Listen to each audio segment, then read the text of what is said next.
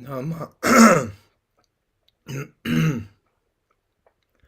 Nama Om Vishnu Padaya Krishna Prishtaya Bhutale Shri Mate Bhakti Vedanta Swamin Iti Namine Namaste Saraswati Deve Gauravani Pracharine Nirvashesha Shunyavadi Paschacha Deshatarine.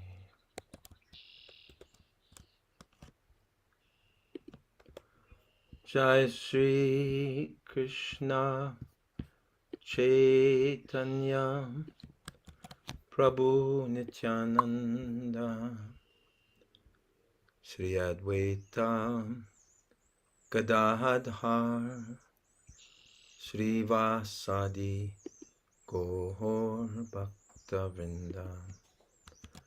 Jai Shri Krishna Chaitanya Prabhu Nityananda Shri Advaita Gadadhar Shri Vasadi Gaur Bhaktavrinda. Jai Shri Krishna Chaitanya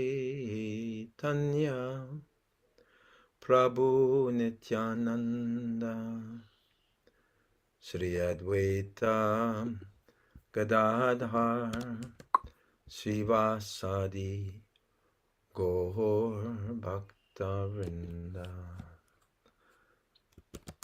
Hare Krishna Hare Krishna Krishna Krishna Hare Hare Hare Rama Hare Rama Rama Rama Hare Hare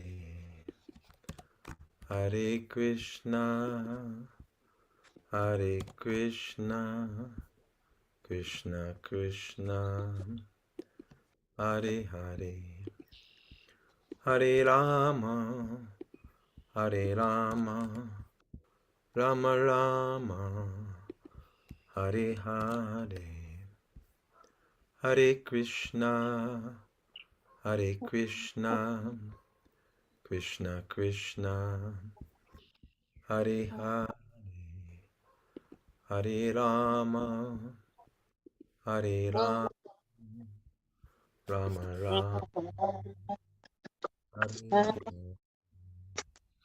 Hare Krishna Hare Krishna Krishna Krishna Hare Hare Hare Rama Hare Rama Rama Rama Hare Hare Hare Krishna Hare Krishna Krishna Krishna Hare Hare Hare Rama Hare Rama Rama Rama Hare Hare Hare Krishna Hare Krishna Krishna Krishna Hare Hare Hare Rama Hare Rama Rama Rama Hare Hare. Who has come tonight? Hare Krishna Prabhu. It's Bhaktin Bani. Bhakti Bani, welcome. Hare Krishna. Nice to see you again. So happy you could join in. Thank you. I've just been in the background trying to invite others to come. Jai. Yeah. So I'm not sure who will come and who will not come, but that's up to Krishna. I leave the results up. So you're in Vermont? Yeah, I'm sometimes in Massachusetts, sometimes in Vermont. You're just spreading Krishna's love everywhere you go. Or You try. something. You try. You try. I'm floating on the wind like a dandelion seed. That sounds very liberating. Yeah, so tonight we're beginning with the beginning of the Shri Ishopanishad. It's our first session. Nice. Yeah, so you really picked the perfect time to come. I'm just looking for. You just have to give me another minute here. I'm just gonna pull up the the version of it. The one that everyone seems to be comfortable with is the early version. Is there more Uh, than one version? well, I don't know exactly how much editing the editors chose to do on it. I don't know that. But it seems that the least controversy is caused if we Mm, go back to the very earliest version of it. that's always Um, the best, right? I mean, I was looking at edits today and on the Bhagavad Gita, and my friend Taraka Prabhu, who lives in Pennsylvania, he pointed out a few essential edits, like in the 18th chapter, where mode of passion, mode of goodness, these verses were mixed up. And also, it was pointed out to me in 1866, where in this, I think it's the second paragraph, Bhagavad Gita, Prabhupada is allegedly stating, in the 8th chapter, it is described that, for one who engages with determination in devotional service, then all their sinful reactions, become nullified. But that is not a verse from the 8th chapter of the Bhagavad Gita. That is a verse from Yesham Tvanta Katam Papam Jananam Punya Karmanam. It's the 28th verse of the 7th chapter of Bhagavad Gita. So, hmm, Hare Krishna, Madhavi. Thank you very much. Hare And Krishna, accept my obeisances. Jai, my obeisances to you. very And, good. and you got Krishna Das with you, the scholar, Pandit, Krishna Das Pandit. Fantastic. And this evening, oh, she just disappeared. Now she popped back up. Bhaktin Bani here has come all the way from Hare Massachusetts. Krishna Bani. Hare Krishna, Mataji. This is Madhavi Devi Dasi, my god sister, Bani. Haripol. Hare Yeah, Bo. she's in Arizona, a few miles down the road from you. You're in You have Arizona? you have another god sister in Arizona, Krishna Priya. Krishna Uh-huh. Priya. You know her? Now, where No? does she live? That's a good question. I don't know the name of the town, but I'll ask her next time I'm text. Sure. She used to live in Chicago, if that tells you anything. So did I. But Krishna Priya rings a bell, but I can't remember. I can't place her. She's very I'm tiny. gonna pull Okay. up. You two can exchange your emails if you like, um, or phone numbers, or however you like. But I'm going to pull up the verses right now, if that's all right with everybody. Yeah. Great. Yeah. So Madhavi, Prabhu, I'm starting the Shri Ishopanishad tonight, and very nice. I've got about 4 versions of it, and I found I don't know if you can see it there. Yeah, I have an early version. I have the earliest version. I have the 1969 version. I don't know what that looks like. Maybe you have the 2013 version. I'm not sure. It's And from Krishna books. well, that could be a very early one Original then. Sanskrit text, Roman, English, and purport. 1969 So it says it's all the original. should say 1969. It always I haven't found a date yet. in the front cover. If it's original printing, it's 1969. Okay, so I have Srila It says Prabhupada. contains the original text found in the first edition in 1969. Okay, very With good. reprint of the original, and Very it nice. is copyright Great. 1969 to Great. 2013. Yeah, so I've found in Los Angeles, Srila Prabhupada is reciting the first 12 verses of Shri Ishopanishad. So I thought if we put ourselves on mute, Then we'll be able to chant along with Prabhupada. Won't that be nice? Yeah. Yeah, he's chanting the Sanskrit. So let me just find that here. Okay, I've got it. And I'll just share the window. Okay, there we go. No, wait a minute. I'm sorry. Ishopanesha, mantra 1. No, we don't want that. We want verses 1 to 12. Okay, so are you muted, Bhaktin Bani? Are you muted? I was. Yes, I was muted out. I'll mute out again.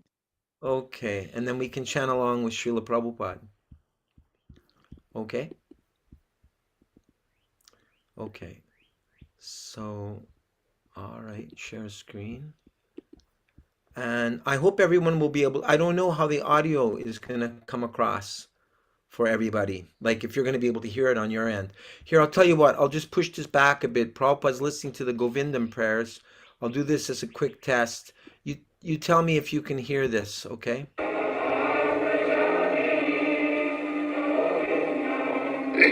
Can you hear that? Yes?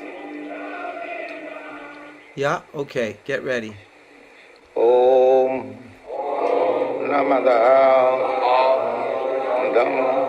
Purna Mudachyate Purnasya Purnamavaya Purnamevavasishate Isavasam Idam Sarvam Yakincha Jagatyan Jagat Tena Satyena Vandita Ma Vida Upasasi Dharam Kurvan Eva Karamani Jiji Visekhatam Sama Evam Tai Nanati Tosti Nakarmani Pati Nare Asurya Namate Loka Andhena tamasa vritaha tam srikrita vigachanti eke chadma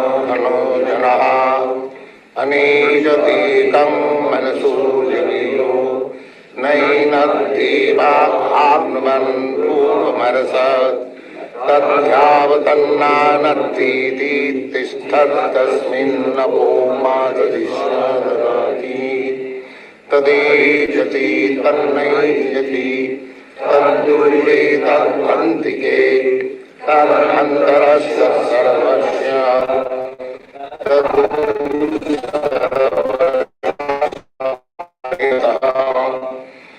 यस्तु सर्वाणि भूतानि आत्मन्नेवानुपश्यति सर्वभूतेषु चात्मानं ततो न विजुगुप्सते यस्मिन् सर्वाणि भूतानि आत्मन्नेवाभूद्विजानतः तत्र को मोहः शोकः एकत्रम् अनुपश्यतः स प्रजगाच्छिप्रमकायमप्रणमस्नाविदं शुद्धमपापवेद्यम् कविर्मनीषी परिभूषम्भूर् जाथा तथोर्थान् वददाच्छासति समाप्य अन्धं तमः प्रविशन्ति जीवितामुपासते ततो भूय ईवते तमो जौ विद्यायां रताः अन्नाद्धिबाहु विद्यया अन्नद्राहु अविद्यया इति सुषमा धीरोण जेन सद्विचक्षिरे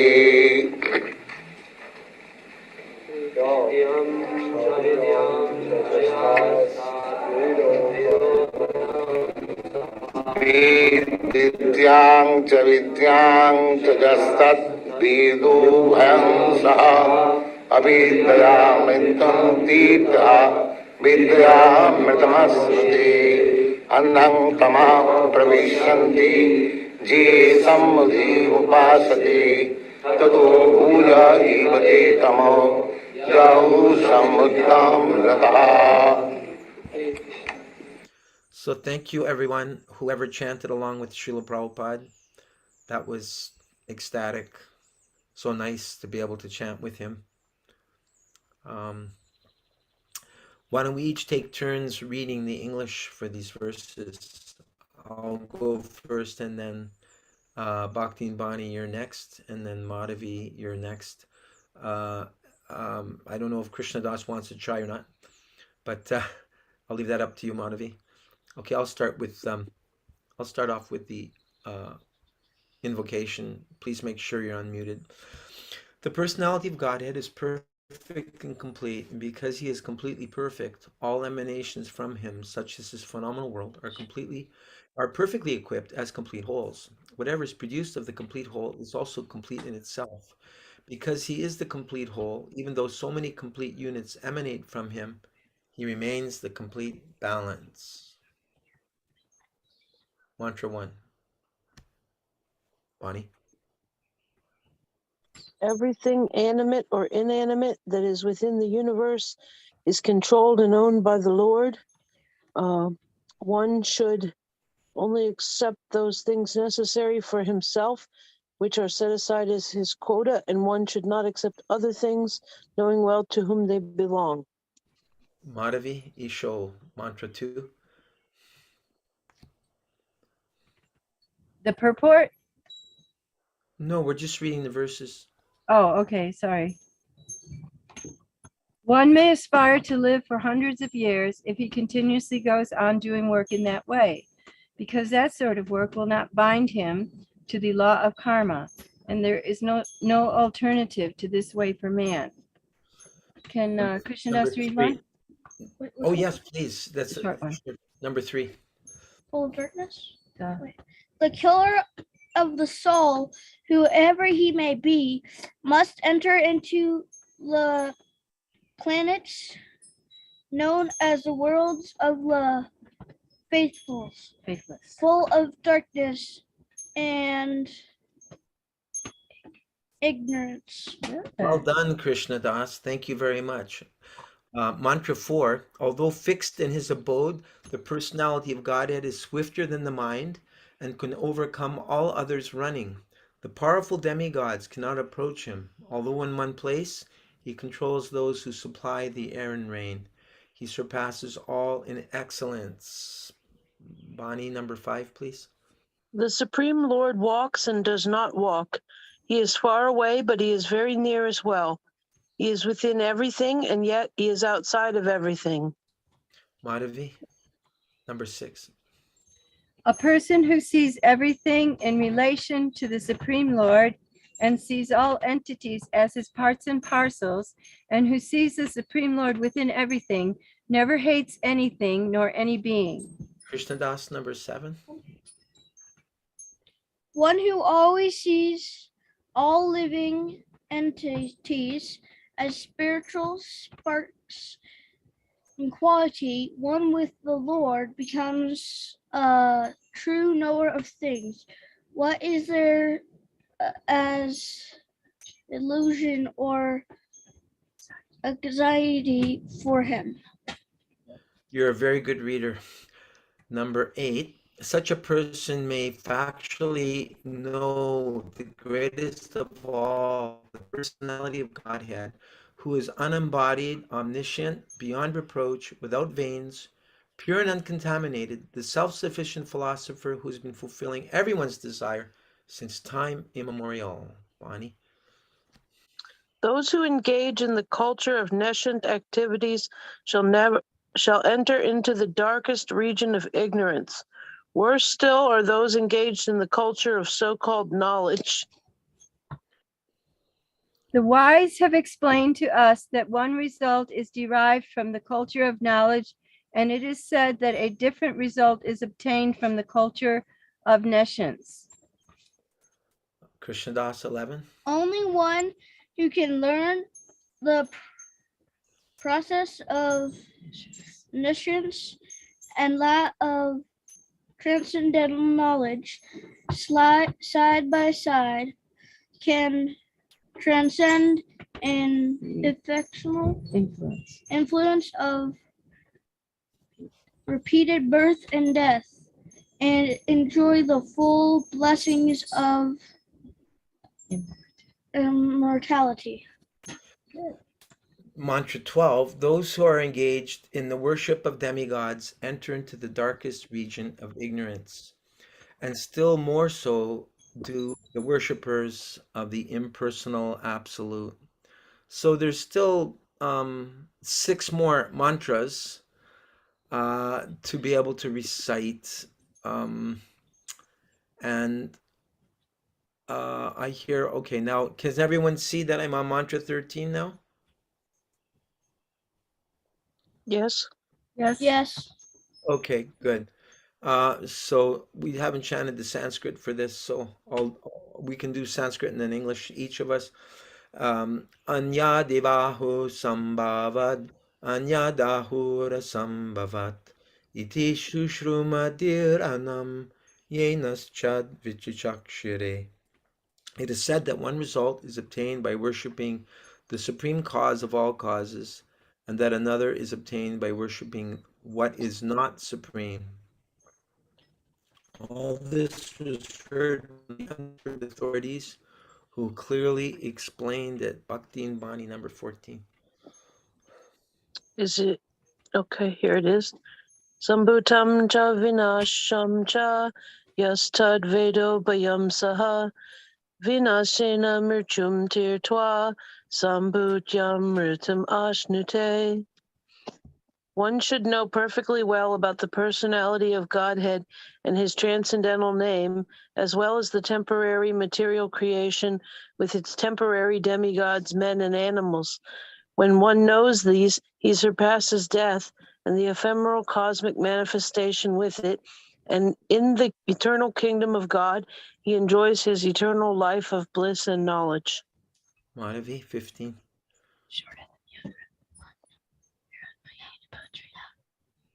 Madhavi, number 15. Hiranmayena patrena satyasya pihitang mukam tattvang pushan apavrinu satya dharmaya drishtaye. Okay, read the English. O my Lord, Sustainer. sustainer of all that lives, your real face is covered by your dazzling effulgence. Kindly remove that covering and exhibit yourself to your pure devotee. Thank you. Mantra 16. Pushan nikarshe surya prajapatya vyuharasmin samuha tejo yatte rupam kalyanatamam tate pashyami yosava so purusha sohamasmi. O my Lord, O primeval philosopher, maintainer of the universe, O regulating principle, destination of the pure devotees, well-wisher of the progenitors of mankind, please remove the effulgence of your transcendental rays so that I can see your form of bliss. You are the eternal supreme personality of Godhead, like unto the sun as am I. Mantra 17. Vayuranilam amritam atedam bashmantam shariram Om Krato Smara Kirtam Smara Krato Smara Kritam Smara. Let this temporary body be burnt into ashes, and let the air of life be merged with the totality of air. Now, O my Lord, please remember all my sacrifices, and because you are the ultimate beneficiary, please remember all that I have done for you. Agnenaya Supataraye Asman Vishvani Deva Vayunani Vidvan Yuyod Yasmaj Juhuranam Eno Anam Eno Buyishtang Te Nama Ukting Videma. O my Lord, powerful as the fire, omnipotent one, now I do offer you all obeisances, falling at your feet on the ground. O my Lord, please lead me on the right path to reach you. And as you know all of what I have done in the past, please make me free from the reactions to my past sins so that there will be no hindrance to my progress. Jai. We completed all 18 verses of the Shri Ishopanishad. Very bold. I remember reading, I can't remember now if it was Hari Shari Prabhu's book, Transcendental Diary, or which book, but it describes that when Srila Prabhupada brought his first disciples to India, and our god sister Kaushalya Devi Dasi was amongst them, Prabhupada would proudly have Kaushalya repeat the entire Ishopanishad to Indian guests because she had memorized the whole Ishopanishad. So, Prabhupada very much wanted us to learn the Ishopanishad, and he was very proud of his disciples who could memorize it.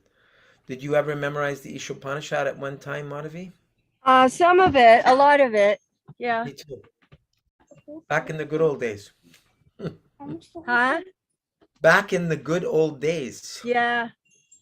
One devotee said to Srila Prabhupada, Prabhupada, that was the good old days. Prabhupada said, no, the good old days are right now. Yeah. But then they wouldn't be old days. That's true. But on the spiritual platform, life is eternal. So there's no such thing as old or new, right? Right. Time is eternal. Right. Keep your hands off. Where's the normal screen? All right. So let's get to the first text, which is actually the introduction. So let me just pull that up on the screen here.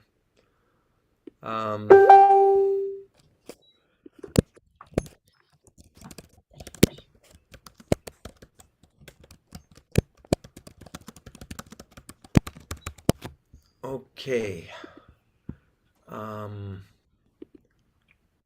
Let me see, where is that hiding here? Prabhupada books. Okay, great. So, shall we read one paragraph each or two paragraphs each? How would you like to do it? I don't think it's that long, really. So let's try a paragraph each. Introduction, Teachings of the Vedas. Delivered as a lecture by His Divine Grace, A.C. Bhaktivedanta Swami Prabhupada, on October 6, 1969, at Conway Hall, London, England. Ladies and gentlemen, today's subject matter is the teachings of the Vedas. What are the Vedas? The Sanskrit verbal root of Veda can be interpreted variously, but their purport is finally one. Veda means knowledge. Any knowledge you accept is Veda, for the teachings of the Vedas are the original knowledge. In the conditioned state, our knowledge is subjected to many deficiencies. The difference between a conditioned soul and a liberated soul is that the conditioned soul has 4 kinds of defects. The first defect is that he must commit mistakes. For example, in our country, Mahatma Gandhi was considered to be a very great personality, but he committed many mistakes. Even at the last stage of his life, his assistant warned, quote, Mahatma Gandhi, don't go to the New Delhi meeting. I have some friends, and I have heard there is danger, unquote. But he did not hear. He persisted in going and was killed. Even great personalities like Mahatma Gandhi, President Kennedy, there are so many of them, make mistakes. To err is human. This is one defect of the conditioned soul. Bhakti and Bani, another defect. Another defect, to be illusioned. Illusion means to accept something which is not, Maya. Maya means what is not. Everyone is accepting the body as the self. If I ask you what you are, you will say, I am Mr. John, I am a rich man, I am this, I am that. All these are bodily identifications, but you are not this body, this is illusion. The third defect is Why don't you read the next? That was very short. I just thought you read a little bit more. Want me to continue? Yes, please. Just The third defect is the cheating propensity. Everyone has the propensity to cheat others. Although a person is fool number one, he poses himself as very intelligent. Although it is already pointed out that he is in illusion and makes mistakes, he will theorize, I think this is this is this, but he does not even know his own position. He writes books of philosophy, although he is defective. That is his disease. That is cheating. Thank you. Madhavi? Lastly, our senses are imperfect. We are very proud of our eyes. Sometimes someone will challenge, can you show me God? But do you have the eyes to see God? You will never see if you haven't the eyes. If immediately the room becomes dark, you cannot even see your hands. So what power do you have to see? We cannot, therefore, expect knowledge, Vedas, with these imperfect senses. With all these deficiencies in conditioned life, we cannot give perfect knowledge to anyone, nor are we ourselves perfect. Therefore, we accept the Vedas as they are. That may, I don't know, is that too much for Krishnadas? It's a big paragraph, a lot of. He can read some of it. He can stop if he wants to, and I'll finish. No. All right, thank you. No, thanks. You can read all of it. No, just read a few No, sentences. you can read it. Okay, I'll continue. You may call the Vedas Hindu, but quote unquote Hindu is a foreign name. We are not Hindus. Our real identification is Varnashram. Varnashram denotes the followers of the Vedas, those who accept the human society in 8 divisions of Varna and Ashram. There are 4 divisions of society and 4 divisions of spiritual life. This is called Varnashram. It is stated in the Bhagavad Gita, chapter 4, verse 13. These divisions are everywhere because they are created by God. The divisions of society are Brahmin, Kshatriya, Vaishya, Shudra. Brahmin refers to the very intelligent class of men, those who know what is Brahman. Similarly, the Kshatriyas, the administrator group, are the next intelligent class of men. Then the Vaishyas, the mercantile group. These natural classifications are found everywhere. This is the Vedic principle, and we accept it. Vedic principles are accepted as axiomatic truth, for there cannot be any mistake. That is acceptance. For instance, in India, cow dung is accepted as pure, and yet cow dung is the stool of an animal. In one place, you'll find the Vedic injunction that if you touch stool, you have to take a bath immediately. But in another place, it is said that the stool of a cow is pure. If you smear cow dung in an impure place, that place becomes pure. With our ordinary sense, we can argue, quote unquote, this is contradictory, unquote. Actually, it is from the ordinary point of view, but it is not false. It is fact. In Calcutta, a very prominent scientist and doctor analyzed cow dung and found that it contains all antiseptic properties. Just want you to read the next 2, Bonnie, since it's short. In India, one person tells another, you must do this. The other party may say, Here. What do you mean? Is this a Vedic injunction that I have to follow you without any argument? Vedic injunctions cannot be interpreted, but ultimately, if you carefully study why these injunctions are there, you will find that they are all correct. Thank you. Bonnie? The Vedas are not compilations of human knowledge.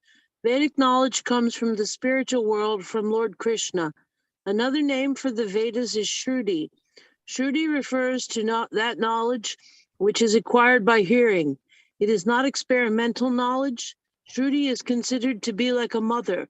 We take so much more knowledge from our mother. For example, if you want to know who your father is, who can answer you? Your mother. If the mother says, here is your father, you have to accept it. It's not possible to experiment to find out whether he is your father. Similarly, if you want to know something beyond your experience, beyond your experimental knowledge, beyond the activities of the senses, then you have to accept the Vedas. There's no question of experimenting. It has already been experimented. It is already settled. The version of the mother, for instance, has to be accepted as truth. There's no other way. Thank you. When Prabhupada wrote that. Sorry? When Prabhupada wrote that, there was no paternity tests.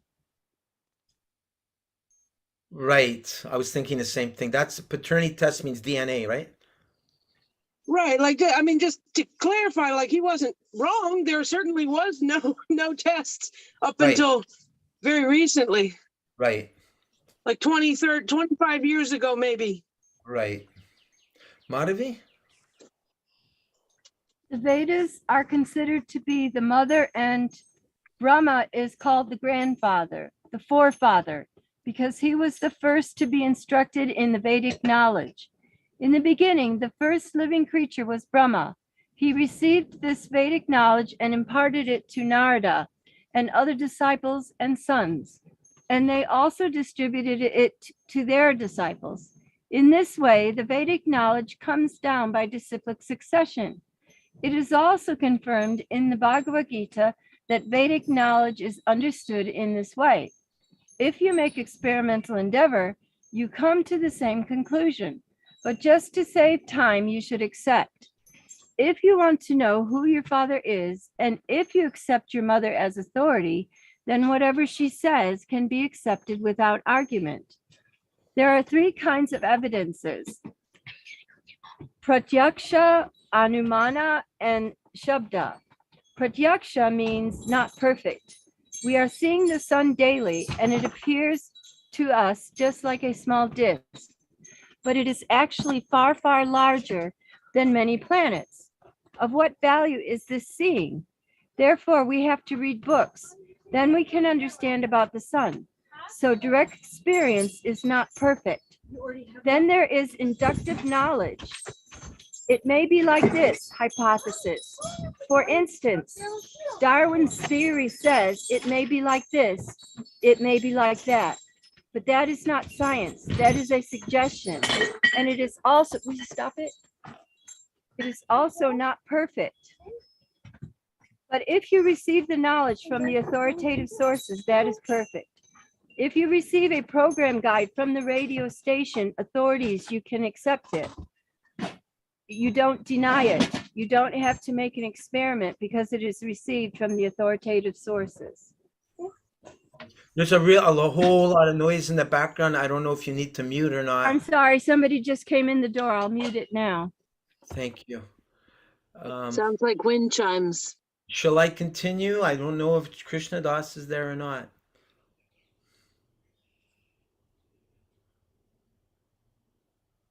Vedic knowledge is called Shabda Praman. Another name is Shruti. Shruti means that this knowledge has to be received simply by oral reception. The Vedas instruct that in order to understand transcendental knowledge, we have to hear from the authority. Transcendental knowledge is knowledge from beyond this universe. Within this universe is material knowledge, and beyond this universe is transcendental knowledge. We cannot even go to the end of the universe, so how can we go to the spiritual world? Thus, to acquire full knowledge is impossible.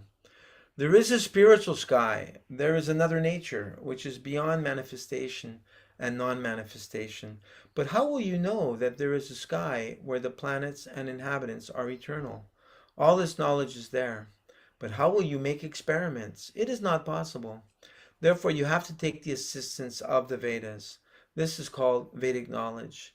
In our Krishna consciousness movement, we are accepting knowledge from the highest authority, Krishna. Krishna is accepted as the highest authority by all classes of men. I am speaking first of the two classes of transcendentalists. One class of transcendentalists is called impersonalistic, Mayavadi. They are generally known as Vedantists, led by Shankaracharya. And there is another class of transcendentalists called Vaishnavas, like Ramanujacharya, Madhvacharya, Vishnu Swami. Both the Shankara Sampradaya and the Vaishnava Sampradaya have accepted Krishna as the Supreme Personality of Godhead. Acharya is supposed to be an impersonalist who preached impersonalism, impersonal Brahman, but it is a fact that he is a covered personalist. In his commentary on the Bhagavad Gita, he wrote, quote, Narayan, the Supreme Personality of Godhead, is beyond this cosmic manifestation, unquote. And then again he confirmed, quote, that Supreme Personality of Godhead, Narayan, is Krishna. He has come as the son of Devaki and Vasudeva, unquote. He particularly mentioned the names of his father and mother, so Krishna is accepted as the Supreme Personality of Godhead by all transcendentalists. There is no doubt about it.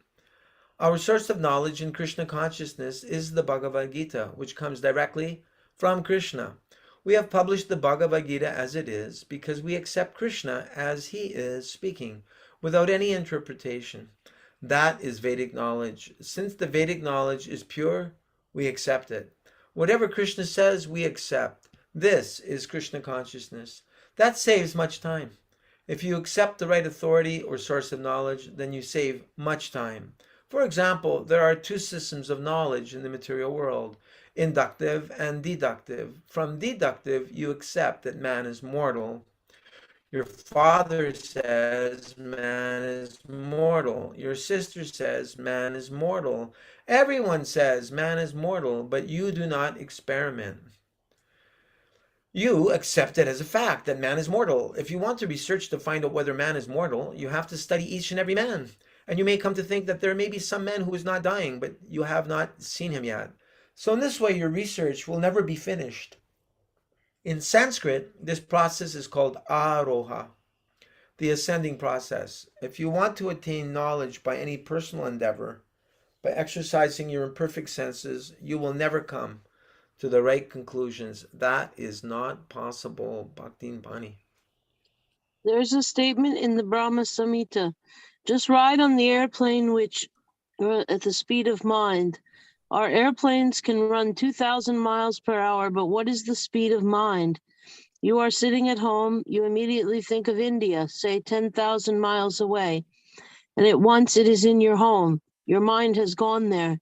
The mind speed is so swift. Therefore, it is stated, if you travel at this speed for millions of years, you'll find that the spiritual sky is unlimited. It is not possible even to approach it. Therefore, the Vedic injunction is that one must approach the word compulsory is used, a bona fide spiritual master, a guru. And what is the qualification of a spiritual master? He is one who has rightly heard the Vedic message from the right source, and he must practically be firmly established in Brahman. These are the two qualities he must have, otherwise he is not bona fide. Thank you. Originally, is that where we are? No, this Krishna consciousness movement. Here, Dino, go ahead. The Krishna consciousness movement is completely authorized from Vedic principles. In the Bhagavad Gita, Krishna says the actual aim of Vedic research is to find out Krishna. In the Brahma Samhita, it is also stated, Krishna Govinda has innumerable forms, but they are all one. Your turn. They are not like our forms, which are fallible. His form is infallible. My form has a beginning, but his form has no beginning. It is ananta, and his form, so many multiforms, has no end.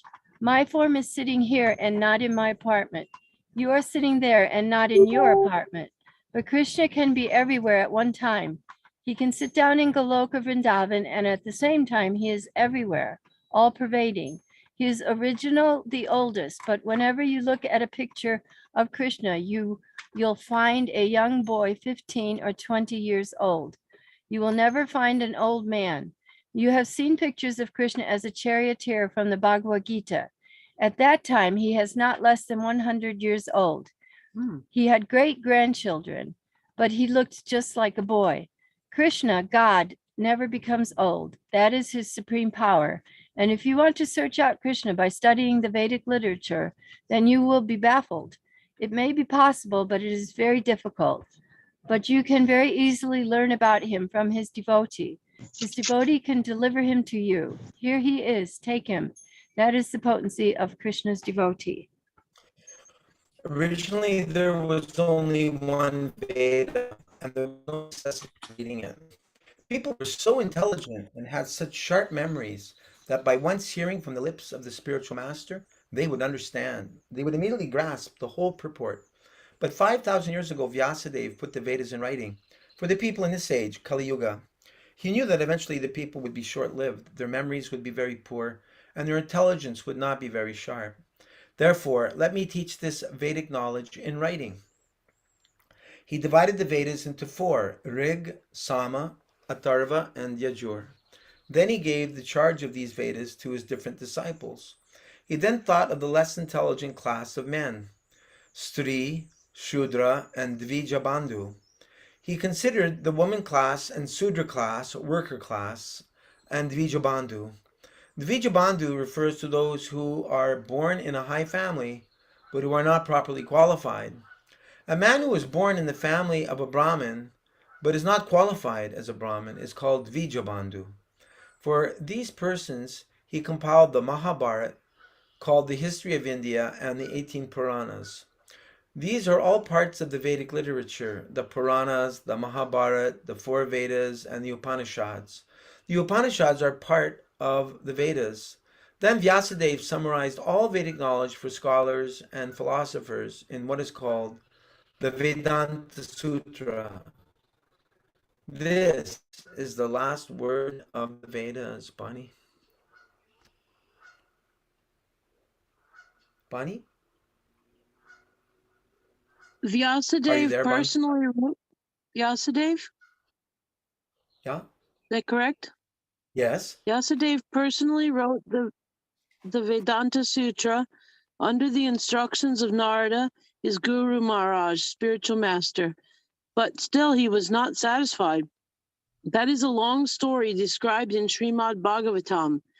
Vedavyas was not very satisfied even after compiling many Puranas and Upanishads, and even after writing the Vedanta Sutra. Then his spiritual master Narada instructed him, "You explain the Vedanta Sutra. Vedanta means ultimate knowledge, and the ultimate knowledge is Krishna. Krishna says that throughout all the Vedas, one has to understand him. Vedanta Krid Vedavid Eva Chaham. Krishna says, I am the compiler of the Vedanta Sutra, and I am the knower of the Vedas. Therefore, the ultimate objective is Krishna. That is explained in all the Vaishnava commentaries on Vedanta philosophy. We Gaudiya Vaishnavas have our commentary on Vedanta philosophy called Govinda Bhasya by Baladev Vijabhushan. Similarly, Ramanujacharya has a commentary and Madhavacharya has one. The version of Sankaracharya is not the only commentary. There are many Vedanta commentaries, but because the Vaishnavas did not present the first Vedanta commentary, people are under the wrong impression that Shankaracharya's is the only Vedanta commentary. Besides that, Vyasadeva himself wrote the perfect Vedanta commentary, Srimad Bhagavatam. Srimad Bhagavatam begins with the first words of Vedanta Sutra, Janmadhyasya Yataha, Srimad Bhagavatam 111. And that Janmadhyasya Yataha is fully explained in Srimad Bhagavatam. The Vedanta Sutra simply hints at what is Brahman, the absolute truth. The absolute truth is that from whom everything emanates. This is a summary, but it is explained in detail in Srimad Bhagavatam. If everything is emanating from the absolute truth, then what is the nature of the absolute truth? That is explained in Srimad Bhagavatam. The absolute truth must be consciousness. He is self-effulgent, swarat. We develop our consciousness and knowledge by receiving knowledge from others, but for him it is said that he is self-effulgent. The whole summary of Vedic knowledge is the Vedanta Sutra, and the Vedanta Sutra is explained by the writer himself in Srimad Bhagavatam. We finally request those who are actually after Vedic knowledge to try to understand the explanation of all Vedic knowledge from Srimad Bhagavatam. Do you need me to scroll that up? Yeah, it's that's the last sentence I can see. Okay. And the Bhagavad Gita. Okay. Thank you. You're welcome. All right, great. So why don't we pause for some reflections? We just got through the introduction. I see that Arjuna Prabhu has come all the way from New Zealand. Are you in Auckland region, Arjuna, or whereabouts are you?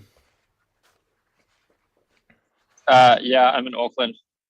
Okay. I'm driving it again. We just got back from the pool with the kids. Okay. Did you manage to hear a little bit of the? I was hearing a little bit of it, yeah, but not enough to have anything to share right now. You just got on board. Yeah. Okay. Yeah. So I'm wondering, Madhavi, do you have any reflections? Anything that stood out for you? Any highlights of what we read?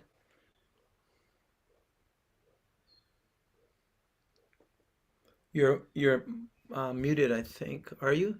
Yeah, you're muted. Can't hear you. A little bit, Radhika, can you stop making noise, please?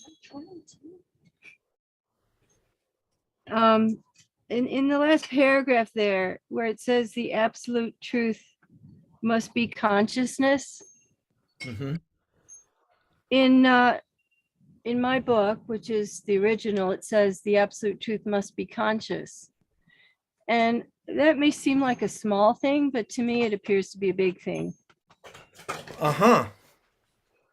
Because consciousness is like a thing. A person is conscious. So Right. why make a change like that? And that kind of sort of blew the rest out of my head when I saw that. It just kind I've got the original copy here. What line was that? What sentence, please? let's see. It's 1, 2, 3, 4, about 5 sentences up, where it talks about Swarat. It's right before Swarat. The absolute truth must be conscious. Swarat. He is self-effulgent.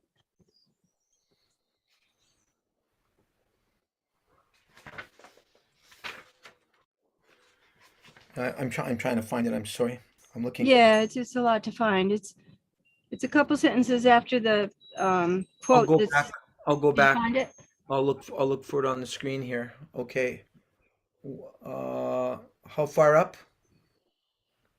Let's Oh see. yeah. Is it Found after he is self-effulgent? Yeah. Swarat?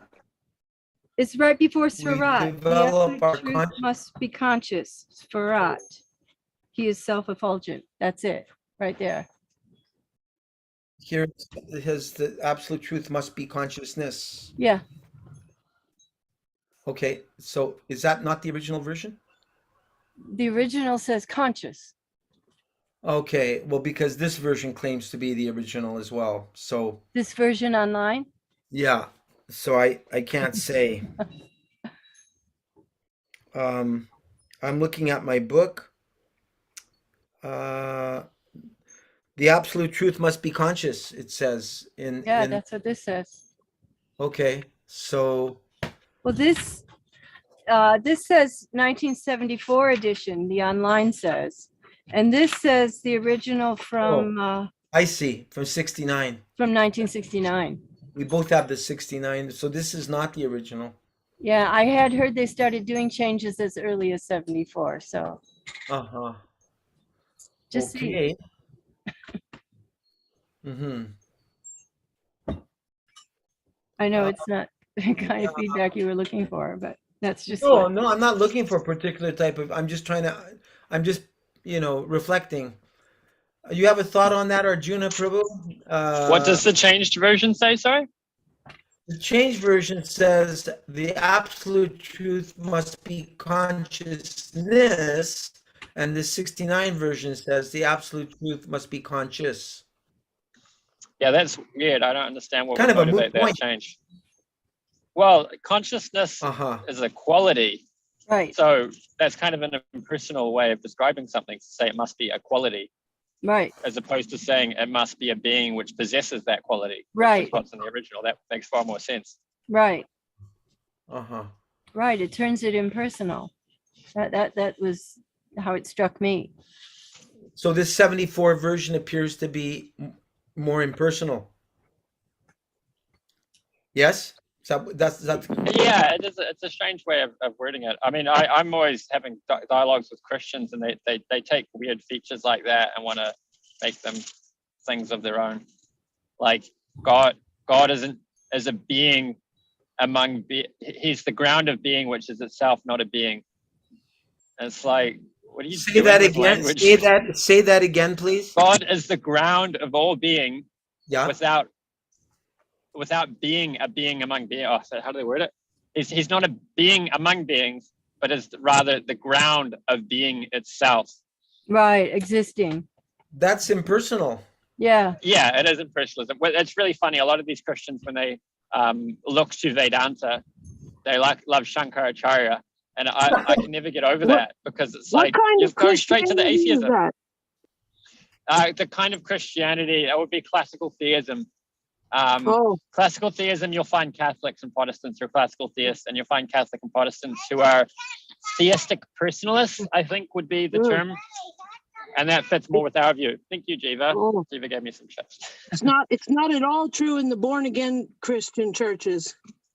They're all personalists. Oh, right, cool. Although the charismatics get criticized by the philosophical Christians. I don't know if that's related to what you just said. It's always fascinating to see the different philosophies. Yeah, Kennedy was on one of my podcasts recently, and Michael Igna was speaking a lot of inclusivism and saying how he finds, Michael Igna was saying he thinks it's interesting that the different world religions come up with similar ideas because they're looking at the same reality. I said I think it's revelation coming and filtered through different cultures, and that's why they're saying a lot of the same things. But Michael, Kennedy Prabhu made an interesting point that it's just part of human nature. And that's why everywhere you look in the world, you find the impersonalist and you find the personalist, because there's just a variety of people, and different people gravitate towards these different philosophies. Mm-hmm. Well, the human nature, the nature of the living entity in the material world is to turn their back on Krishna. Right. That's the material nature. And the human nature is we have the chance to become God conscious, but we can still continue to turn our back on Krishna and embrace the impersonal. We always have that choice. Yeah. Well, as for the book changes, I think largely the devotees who've been editing the books, they lacked academic training, and neither were they philosophers or theologians. So I don't know if there's necessarily anything motivating it in terms of like thorough theology or academia. It'd be really, because with book there's standards for editing books. I like Gaura Prabhu's statement, no mistakes, no changes. So you make sure the grammar is clear and the English is good, and other than that, you leave it alone. But the devotees doing the book changes, they don't have that training.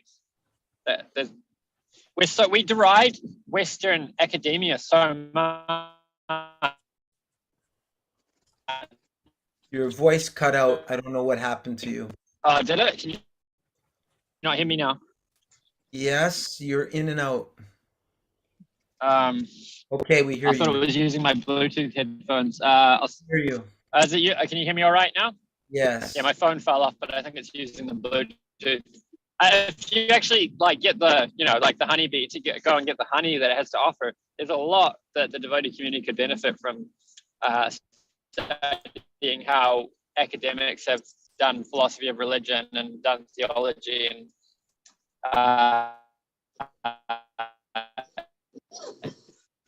Your voice is cutting out again. I'm sorry. Okay, I'd like to make reference to a commentary here. Yeah, it's not working. A commentary here I've had for a few. Hermeneutics on It's works of Acharyas it's not working, Arjuna. saints or whatever. It's a So mess. then we wouldn't have these book changes debates. We'd just be following tried and tested method. Yeah, it's really chopped up, Prabhu. It's not very good. I'm sorry. Okay, I'm happy to listen. So I have a commentary here Yeah, on. it's fine. I wasn't even. Excuse me. I have a commentary here by that was done by Banu Swami on the Shri Ishopanesha, and it's a commentary by Madhvacharya, Vedanta Desika, Baladev Vijayabhushan, and Bhaktivinoda Thakur. He's put them all together. And in this introduction, he says, I was going to make some spaghetti. excuse me, someone has to mute themselves because all kinds of different sounds are coming through.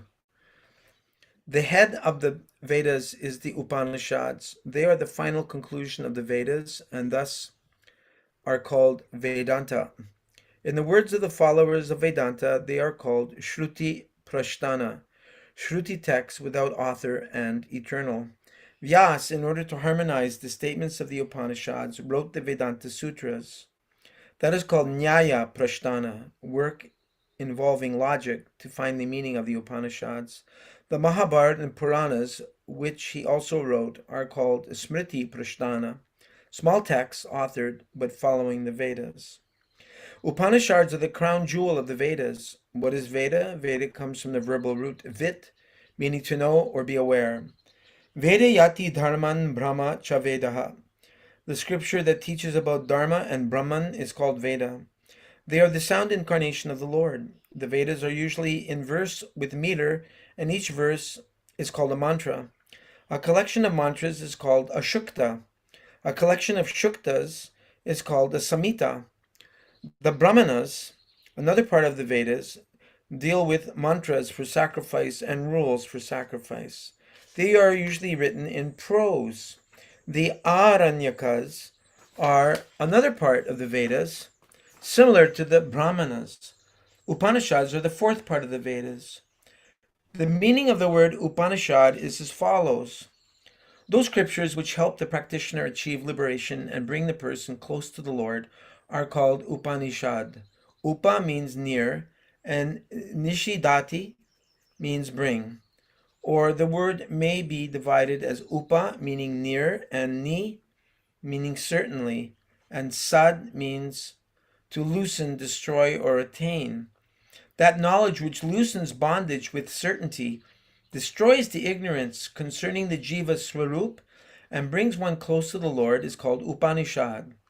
Upanishad is called Brahma Vidya and Rahasya Vidya, secret knowledge imparted by the Guru to the disciple who realizes it in his heart. There are many Upanishads. The Muktiko Upanishad lists 108 names, of which the first 10 are Ishakena Kata Prashna Munda Mundakya Titirihi Aitareyam Cha Chandogyam Brihad Aranyakam Tataha. Along with the Svetashvatara Upanishad, this makes 11.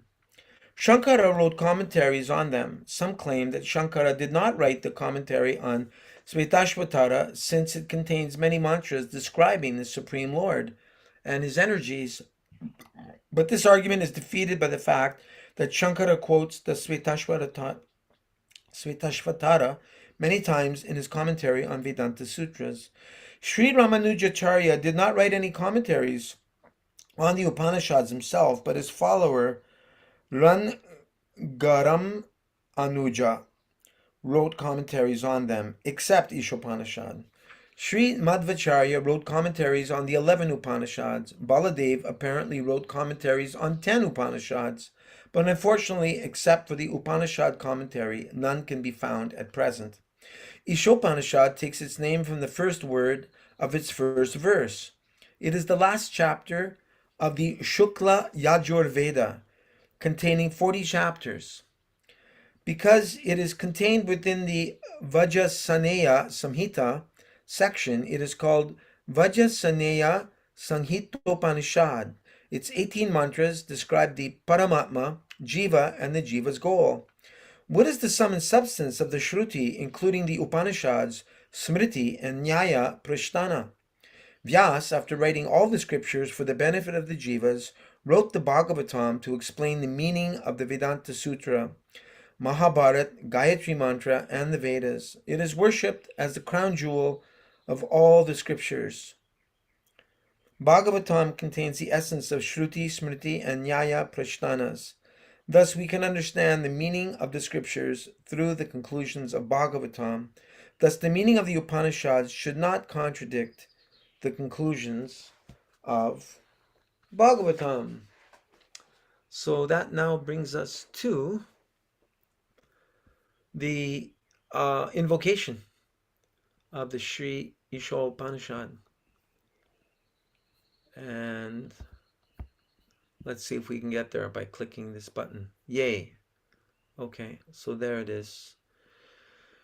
Invocation. Om Purnamada Purnamidam Purnat Purnam Mudachyate. Oh, I need to bring this on screen. Excuse me, folks. Pardon me for my oversight. Om Purnamada Purnamidam Purnat Purnam Udachyate Purnasya Purnamadaya Purnameva Vashishyate. Synonyms. Om is complete whole. Purnam, perfectly complete. Adaha, that. Purnam, perfectly complete. Idam, this phenomenal world. Purnat, from the all-perfect. Purnam, complete unit. Udachyate is produced. Purnasya, of the complete whole. Purnam, completely. All. Adaya, having been taken away. Purnam, the complete balance. Eva, even. Avashishyate is remaining. Translation. The personality of Godhead is perfect and complete, and because he is completely perfect, all emanations from him, such as his phenomenal world, are perfectly equipped as complete wholes. Whatever is produced of the complete whole is also complete in itself. Because he is the complete whole, even though so many complete units emanate from him, he remains the complete balance. Bhakti and Bani, would you like to read the purport? Please.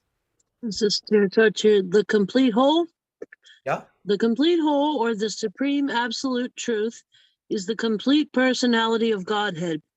Realization of impersonal Brahman or of Paramatma, the supersoul, is incomplete realization of the absolute complete. The supreme personality of Godhead is Satchidananda Vigraha.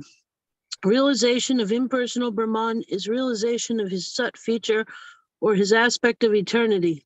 And Paramatma realization is of his Sat and Chit features, his aspects of eternity and knowledge. But realization of the personality of Godhead is realization of all the transcendental features, Sat, Chit, and Ananda, bliss. When one realizes the Supreme Person, he realizes these aspects of the absolute truth in their completeness. Vigraha means form. Thus, the complete whole is not formless. If he were formless, or if he were less than his creation in any other way, he could not be complete. The complete whole must contain everything, both within and beyond our experience. Otherwise, he cannot be complete. Thank you. Madhavi? The complete whole, the personality of Godhead, has immense potencies, all of which are as complete as he is. Thus, this phenomenal world is also complete in itself. The 24 elements of which this material universe is a temporary manifestation are arranged to produce everything necessary for the maintenance and subsistence of this universe. No other unit in the universe need make an extraneous effort to try to maintain the universe. The universe functions on its own time scale, which is fixed by the energy of the complete whole, and when that schedule is completed, this temporary manifestation will be annihilated by the complete arrangement of the complete whole. Thank you. Is Krishnadas reading or not? He's eating right now.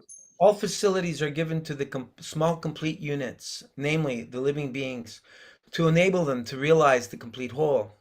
All forms of incompleteness are experienced due to incomplete knowledge of the complete whole. The human form of life is a complete manifestation of the consciousness of the living being, and it is obtained after evolving through 8,400,000 species of life in the cycle of birth and death. If in this human life of full consciousness, the living entity does not realize his completeness in relation to the complete whole, he loses the chance to realize his completeness and is again put into the evolutionary cycle of the law of material nature. Bhakti Bani.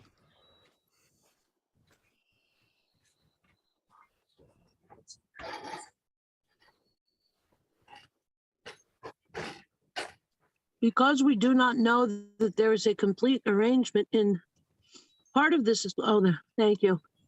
In nature for our maintenance, we make efforts to utilize the resources of nature to create a so-called complete life of sense enjoyment. Because the living entity cannot enjoy the life of the senses without being dovetailed with the complete whole, the misleading life of sense enjoyment is illusion. The hand of a body is a complete unit only as long as it is attached to the complete body. When the hand is severed from the body, it may appear like a hand, but it actually has none of the potencies of a hand. Similarly, living beings are part and parcel of the complete whole, and if they are severed from the complete whole, the illusory representation of completeness cannot fully satisfy them. Madhavi? The completeness of human life can be realized only when one engages in the service of the complete whole. All services in this world, whether social, political, communal, international, or even planetary, will remain incomplete until they are dovetailed with the complete whole. When everything is dovetailed with the complete whole, the attached parts and parcels also become complete in themselves. Bhakti and Bani, did you hear anything that we just read that stood out for you? Any special part Well, in this I invocation? mean, we can't function unless we're connected to God. So that's what I guess this section implies to me. Mm-hmm. The hand to the body, right? Right. Thank you. Madhavi, anything from you? I just find it amazing how everything is so complete. Just look at the tiniest insect. It's a complete person. It's all a whole functioning body of itself. And even the little tiny molecules are like little computer. They got little computer boards and stuff in them. Like they're so complete, just the tiniest little thing of Krishna's creation. And like it's saying there, every emanation is also complete in itself. It's amazing how complete everything is, how perfect everything is. It's amazing to a theist, but not to an atheist. They can't see it. Maybe the atheists are amazed too, but they think they just give all the credit to nature, right? Yeah, or themselves. They think they can make it themselves. Right. Tejas Prabhu, he's a brilliant God brother, but he is not speaking so much these days. But if you have any comments to make, Prabhu, please. Of course, we prefer to hear you speak, but if that's not convenient for you, you're always welcome to make a comment in the chat box. We're always happy to hear from you. I just like to go back to this. Something stood out for me in the invocation, and that is, let's see, Srila Prabhupada makes reference to when one realizes the Supreme Person, he realizes these aspects of the Absolute Truth in their completeness. Vigraha means form. Thus, the complete whole is not formless. If he were formless, or if he were less than his creation in any other way, he would not be complete. So I think the Upanishads, they make some references to God, that God is formless, but that means he doesn't have a material form. Um, Here, Prabhupada's saying the complete whole must contain everything, both within and without, beyond our experience. Otherwise, he cannot be complete. So even in the Bible, it states that man, or woe man, as Sridhar Maharaj used to refer, not Prabhupada's godbrother, but our godbrother, he'd say there's man and there's woe man, man and woman, that we're made in the image of God. So if we're made in God's image, that must mean that God has the original form, of which we are just a facsimile of. Does not that makes sense, doesn't it? Yeah. So yes, God has a form. He's not just a burning bush. I mean, even a burning bush has a form, right? Even sound has form if one has the right instruments. It's a subtle form. Nevertheless, quality of form is there. So this is like one, maybe a little insight in how we can challenge those who it's all one, and we're all God, and we merge, and like, no, that's not the conclusion of the Upanishads. That's not what the great sages of India say. I mean, yeah, what's that called? Sayujya Mukti, I think, where we merge into the oneness of Krishna. It's the one, I think, 5 forms: Salokya, Samipya, Sharshti, Sarupya, Sayujya. These are the 5 different forms of liberation. But the one that the devotee hates the most is the Sayujya, because we don't want to. Prabhupada gives the example of merging into God in his 1966 lectures. I wish Rupanuga Prabhu was here. He probably was sitting in that lecture. And Prabhupada gives the example that as a boy, he grows up and he's living in the world, and he finds out the material world's a really tough place. It's a hard place. So he comes back to his mother and says, "Mother, can I climb back into your womb? Can I climb back into your womb, mother?" How will the mother feel? She'll feel disappointed that she never taught her son how to function in the world. Like, what a conclusion. He wants to climb back inside his mother. Prabhupada gives that analogy. So he compares that to, I can't remember if it's specifically, I don't know, Tejas Prabhu, I don't know if you would call that more impersonalism or Vedism of Buddhism. But it's pretty similar to both. I mean, it describes that, I don't know if it's Prabodhananda Saraswati Thakur that says that wanting to merge and become one with the Lord is considered to be spiritual suicide by the Vaishnavas. It's not something we aspire for. Because how can you love someone that if you say, "I love you so much, I want to be you"? Do you see where I'm going with that argument? I love this other person so much, I want to become them. How can you love someone that you want to become? Then because there needs to be the object of love and the one that's loving, right? Exactly. The beloved and the lover. So to wanting to merge and become the Lord, it's envy, isn't it? It's enviousness. It's Satanism. Oh, wow. Lucifer wanted to become God. True. So if you have that same desire, you're actually becoming Lucifer. You're not becoming God. Well, ultimately, everybody who comes to the material world comes here because of that desire. Mm-hmm. We want to be served. We want to, in different ways, be the supreme and the master. That's why we're here in the material world. Satanism is the archetypal Christian synopsis of that ultimate material original sin. Now you're getting into the fall of the jiva. Yeah, no, we're not going to go there. No. That's a very complex argument. We're not going to go there. I'm sorry. No, I don't want to derail this whole I'm just pulling topic. your chain. I'm just pulling your chain because I heard some godbrothers argue for 1 year on a class about it. 1 year? You mean we're they not going to do stopped? that. So I'd like to go to the next paragraph, please, staying on topic here. No other unit in the universe need make an extraneous endeavor to try to maintain the universe. So I find this to be a very fascinating topic in light of how there are certain demoniac units or entities on this earth who think that, due to the alleged climate change, which my friend Shalagram Prabhu explained to me, this is not going on unusually. I mean, he showed me over a span of millions of years that there's nothing severely. In other words, the demons are using climate change as a way to manipulate people. And this extraneous endeavor to try to maintain the universe, like that's what genetically modified organisms are, right? GMO seeds by Bayer Monsanto.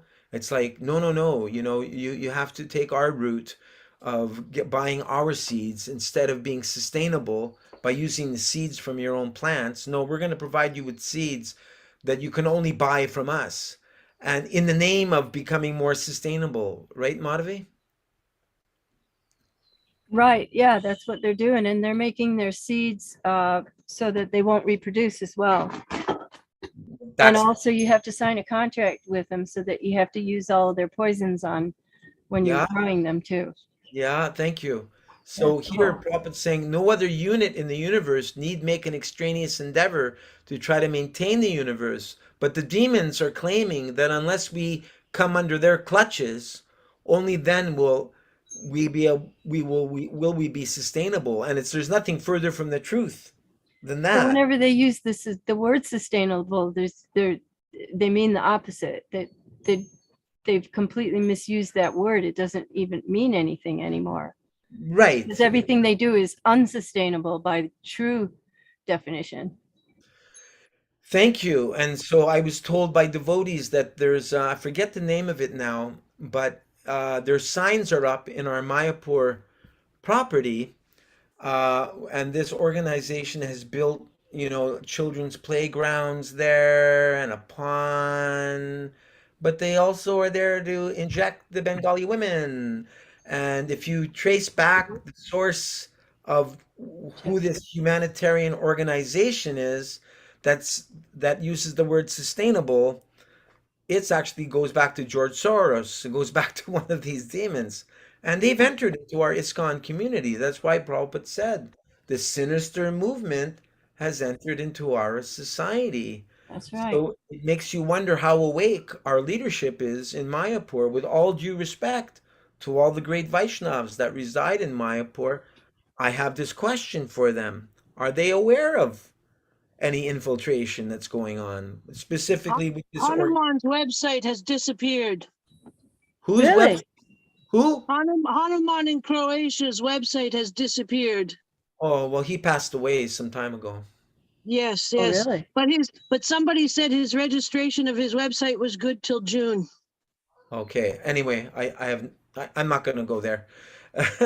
But anyway, I want to make that point, and I wanted to just go back here to Prabhupada saying about interplanetary. I found this really interesting. All services in this world, whether social, political, communal, international, or even interplanetary, will remain incomplete until they're dovetailed with a complete whole. So this Elon trying to go to Mars, but Prabhupada's saying that his efforts will remain incomplete unless it's dovetailed with the will of Krishna, which it's not. So it's not going to be successful. So I just thought I'd throw that out there. It can't be successful. Right. Just like Hiranyakashipu. Doesn't matter. He had it all figured out. All the different ways he couldn't be killed, but he was still killed. They always think they have it all figured out, but they never can. So I have the Ishopanesha. I have the invocation here, and so it's a little lecture that Prabhupada's giving. Let's listen to it in Los Angeles. There is complete facility. And the words are on the screen. Because Purnam, whatever is done by Krishna, that is complete. You cannot find out any flaw in it. His potencies are so complete that Svabhaviki Jnana Balakriyat.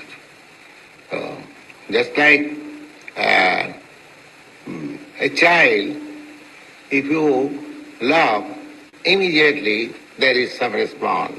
And if you slap the child, immediately crying response. So these things are not to be learned, svabhavik, automatic. Similarly, because Krishna or God is complete, whatever he does, it is complete. You cannot find out any flaw. You cannot say, oh, why God has done this. Just like sometimes some foolish persons, they say, why God has made somebody poor and somebody rich. This is the most foolish question. Yes, if God has done it, then it is complete. There is no flaw. Just like if the state orders somebody to be murdered, so killed, that is complete. You cannot find out any law, any flaw. That is complete execution of the law. So, if we cannot find out in man-made laws, how we can find out a fault in God-made laws? That is not possible. So, if you want to get out of this entanglement, there is complete arrangement, facility, complete facility. Tesam satadujuktanang bhajatang priti buddhakam. There is another verse that those who are engaged in devotional service, Krishna says, Yogakshemam Bahamam. I take personal charge for their maintenance. This is complete arrangement. Can everyone follow on the screen? Yes. Okay, great.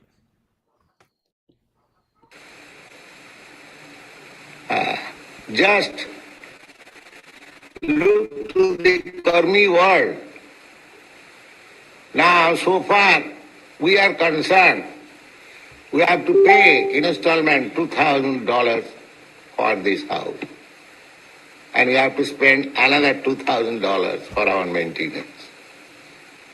So $4,000, $5,000 we are spending. Can any karmi depend like that? Take practical example.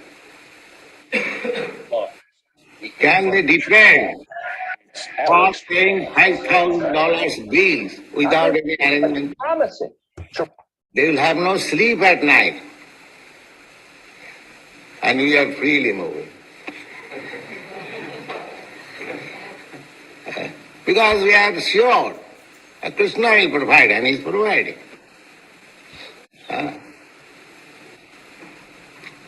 Go anywhere in the karmi's world. Find out a such nice place, just like our temple. There is none. Whole Los Angeles city you cannot find. Such beautiful faces, such bright faces, you cannot find anywhere. So this is complete facility. If you want to take advantage of your life, Krishna consciousness, then there is complete facility.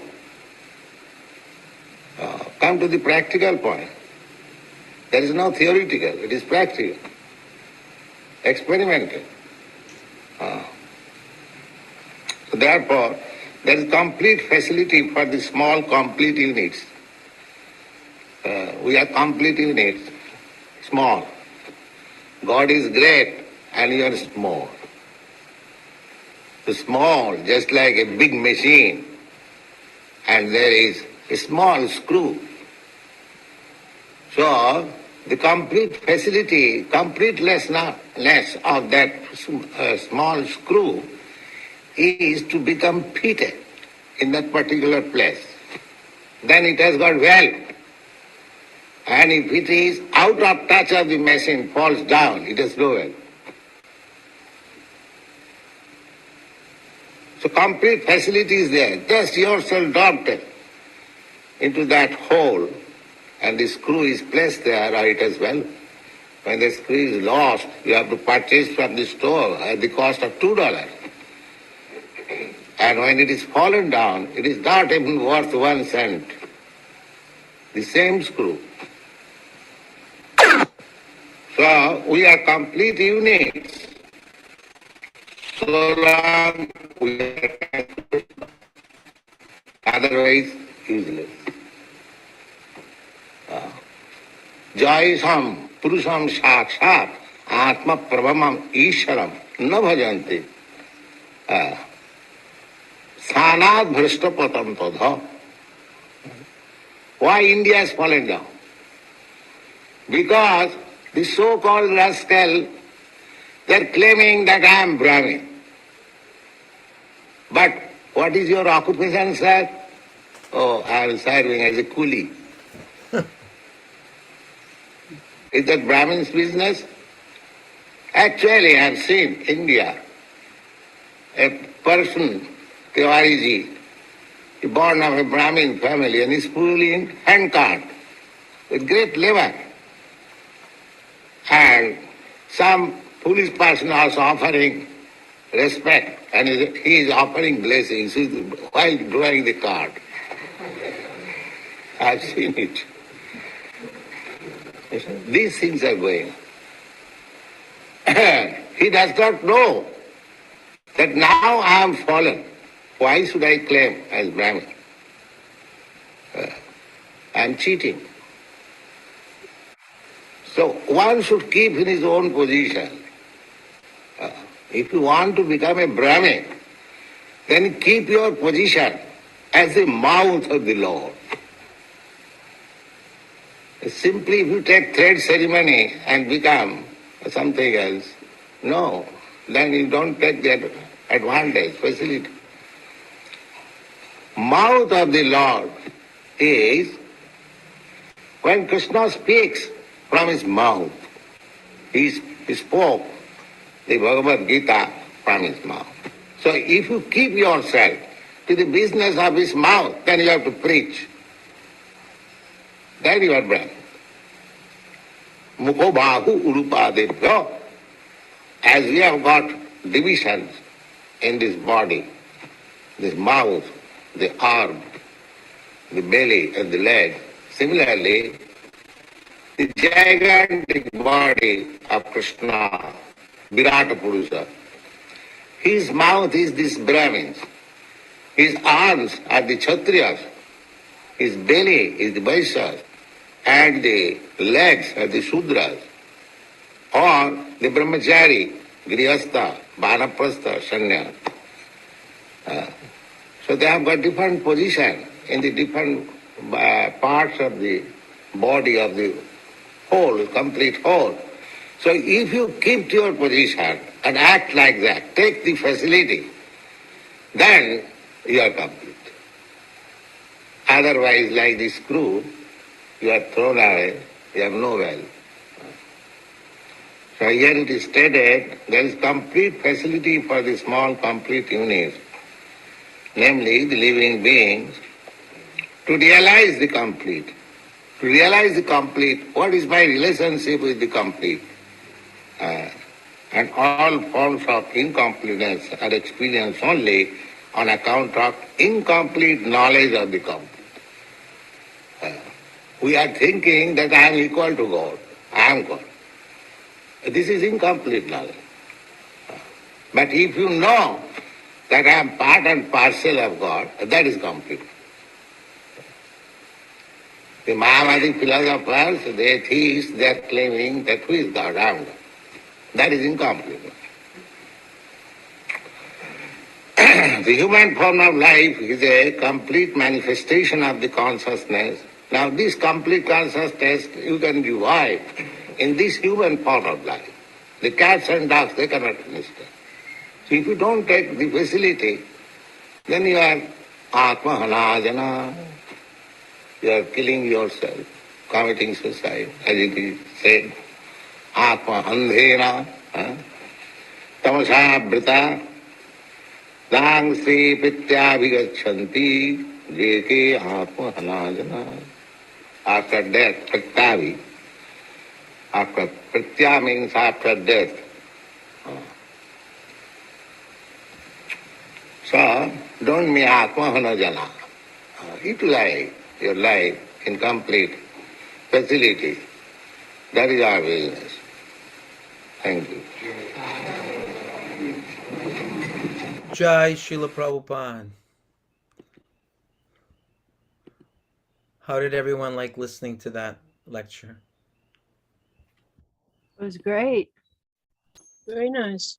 Great listening to Srila Prabhupada together. Absolutely. And so I was comparing this sense of incompleteness to a sense of voidness in one's life, especially if we're living far from devotees. We may feel a void in our lives due to the absence of Krishna. And we can see that when we're with at least one other compatible devotee, then you don't feel that emptiness so much. It fills up pretty quick. Yeah, Prabhupada said to Jamuna, if you're with one other devotee, he said to her. You just read my mind. So the situation was, I was going to say the same thing exactly. I was thinking the same. That allegedly Rameshwar Prabhu and others wanted Jamuna back in New Dwarka and to travel to teach everyone how to do deity worship and cook because of all of her talents. But she was very dedicated to wanting to open a ladies' ashram. So Prabhupada told her, don't make it too complicated that you're going to have to depend on bringing men in to help you. Keep it simple. And so she received some criticism that she was not in ISKCON because she was like kind of doing her own thing. And Prabhupada then, I've looked this quote up so many times. Srila Prabhupada was saying, you can be 200 and not compatible. That is not ISKCON. But if you're just with one other person and you're compatible and you chant Hare Krishna, specifically he said, then that is ISKCON. So I found that really interesting because in another letter, a devotee was writing to Prabhupada about whether he was going to be compatible in marrying this god sister. And in that circumstance, Prabhupada said, where's your question of incompatibility if you are Krishna conscious? But as many of us may have experienced in our married lives, if one is Krishna conscious, can be a pretty big if. The big if, yeah. So to be what the marriage counselors say, or personal growth people, and I'm sure this goes back to Vedic psychology, is there's different levels of compatibility. There's spiritual compatibility, intellectual compatibility, physical compatibility, emotional compatibility, mental compatibility. So would you say that the more two people are similar, the better chance they'll have of getting along, or not necessarily? They say opposite. I would say not necessarily, because sometimes when you're similar, you fight over the same thing. You drive each other nuts. Or you could have the same weaknesses instead of that too, yeah. That too, drag each other down. There you go. Point, Bhakti and Bhani. But I would say without spiritual compatibility, all the other compatibilities aren't going to do you very much good. Right. Yeah, because we can see with all of the different types of devotees we've served with over the years, some of the personalities, we would never deal with such people if they were not devoted to Prabhupada. Right, that's true. They're so like way different than we are. Or they may have very strong personality and it's like, ooh, But Right. because you see them working for Prabhupada, like, okay, I can overlook the rest of that. Yeah. Or when you come together in kirtan, you may even have had like a spat or like, it might have been caustic or abrasive in some way, and but you come into kirtan, Hare Krishna, Right. and it just goes Yeah. out the window. Yeah. The Yuga Absolutely. Dharma. Anyway, Prabhupada made, I think, about 8 or 10 lectures on the Shri Ishopanishad, and this is how I'm thinking of doing this. This is my first time ever doing Ishopanishad online. It's a Is great idea. Yeah, to read from the books and Mhm. also to intersperse it with live interaction Yeah. with Prabhupada. Oh, I love that. Yeah. Cool. Yeah. That's inspired by Super Soul, so Yeah. I'll give the It's credit to wonderful. Super Soul. Well, Krishna Das, we'll give credit to your listening to Super Soul. uh, okay, thank you. Krishna Das, thank you for reading very expertly this evening. You're You're welcome. you're a very good reader. Yeah, thank you.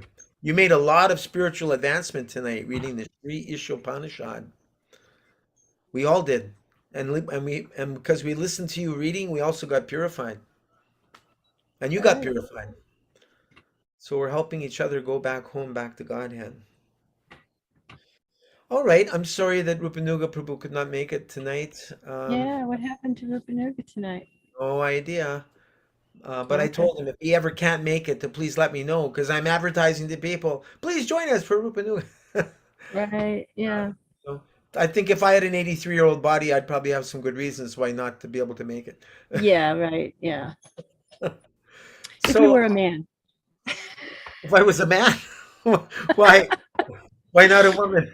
I No, don't know. I was just making a joke in reference to what that devotee thought about it because it was a woman, a feminist thing. Oh, Who was it? Baba Trini didn't think that was a big deal that he was 83. right. Women live longer and statistically That's have a true. higher reception for pain. That's true. Tolerance. Yeah. So there you go. So we should give him a free pass. Okay, let's do that. Exactly. So we'll continue with Krishna book on Monday then. Okay. I All hope you'll right. come back. I Thank you. thank you for inviting Lord Jesus Christ to our talk today, Bhakti and Bani.